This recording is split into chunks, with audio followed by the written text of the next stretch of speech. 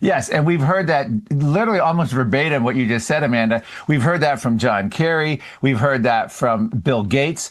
And John Kerry actually told a reporter he flew to Iceland for an environmental award in a private jet. He was confronted at the airport, and he basically said, "Do you know who I am? I'm doing more for anyone to challenge climate change. Of course I need a private jet. My work is so important that you shouldn't even pay no attention to that man in the private jet."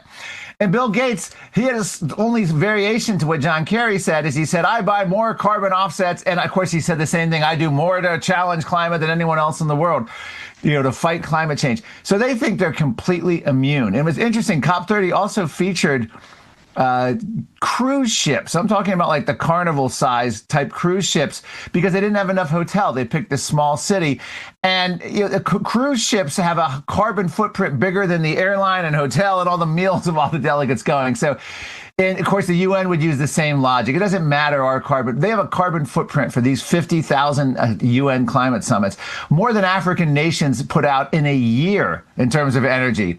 That's how much how just energy hogs these conferences are. And of course, we know the charts. CO2 continues to go up. And Donald Trump has done an amazing job of not only in the United States, but he's created a tipping point for the world. We're now seeing Europe retreat. We're seeing even Canada zero out their carbon tax. You're seeing Gavin Newsom trying to appeal to the oil industry to stay in his state, the refineries. You're seeing Governor Hochul of California in 2025 basically said climate goals aren't as important as affordable, reliable energy. Whoa, who saw this coming? I mean, and I have to say, this is because Donald Trump, and particularly Lee Zeldin and his administration, and also Chris Wright, have just got the narrative of climate change and flipped it. No longer do we have these weak-ass Republican presidents who are like, well, of course climate's a problem, and I'm not against the environment, but maybe you've gone too far. Hello, George Bush, Mitt Romney, John McCain. This whole new ethic that they've done, and it blows away Trump's first administration, is climate change is a scam, it's a religion, it's a cult. There's absolutely nothing that the UN would ever do to solve it, even if we faced it. And they're embracing energy abundance and energy fossil fuels. And because they're so strong, European leaders, I think it was 80 some countries didn't even bother to meet their COP30 commitments right before the summit.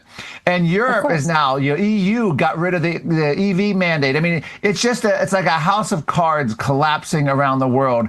Green energy is out. But of course, I would be remiss, Amanda, if I didn't say at the end of 2025 that the U.S. Congress and Donald Trump administration have to go one step further. They need to codify it. They need as much permanence as possible. Congress needs to go in on some of these executive orders that they haven't already and try to pass legislation before the midterms to solidify like these 100 actions that Trump did in his first 100 days to open American energy.